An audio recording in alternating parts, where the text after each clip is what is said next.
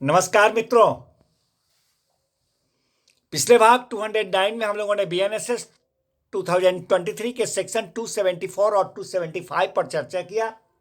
Section 274 में हम लोगों ने देखा कि अभियोजन का सारांश जो है वह अभियुक्त को सुनाया जाता है, और सेक्शन 275 में देखा कि जब अभियुक्त दोषी होने का अभिवाद करता है तो उसे दोष सिद्धि प्रदान की जाती है।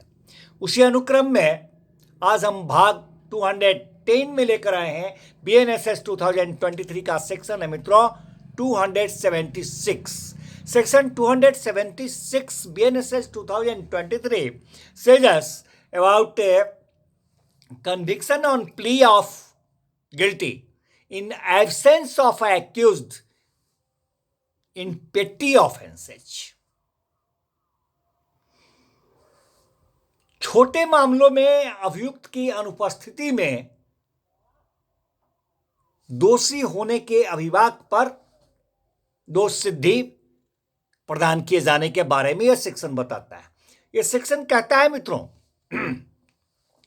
पीछे हम लोग एक सेक्शन पढ़ चुके हैं, section 229 BNSS 2023 which was related to a special summon। Special थोड़ा रिकॉल करने की यहां पर जरूरत है।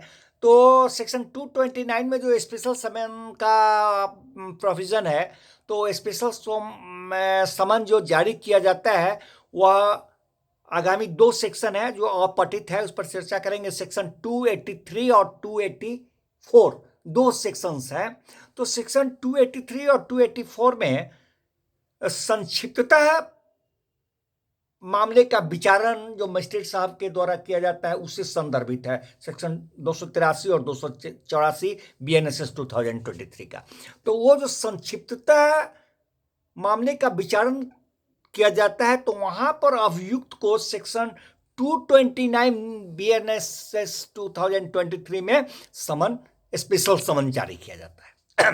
मित्रों, तो ये सेक्शन कहता है कि अगर से स्पेशल समन जो जारी हुआ सेक्शन 229 बीएनएसएस 2023 के तहत, और वहां पर अभियुक्त मजिस्ट्रेट साहब के समक्ष हाजिर हुए बगैर अगर आरोप का दोषी होने का अभिवचन करना चाहता है, तो वहां पर वह अभियुक्त जो है वह अपना अभिभाषक जो है वह अंतर्दृष्ट करते हुए एक पत्र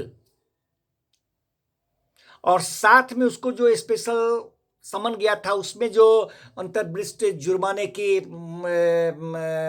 रकम है, उस पत्र के साथ जो है डाक के माध्यम से अथवा किसी संदेश वाहक के माध्यम से मजिस्ट्रेट साहब को भेजेगा।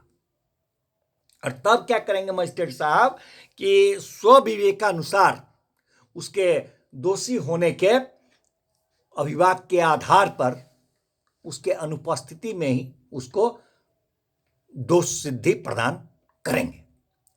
और समन की जो विनिर्दिष्ट जुर्माने की राशि है उसको देने के लिए दंडादेश देंगे। भेजी गई रकम जो है उसके द्वारा, जो डाक के द्वारा या किसी मैसेंजर से जो अभिभाषक करते हुए पत्र के माध्यम से जो रकम भेजा है, उस रकम को उस जुर्माने में जो दंडादेश में उन्होंने जुर्माना दिया उसमें एडजस्ट समायोजित करेंगे। और अगर उस अभियुक्त का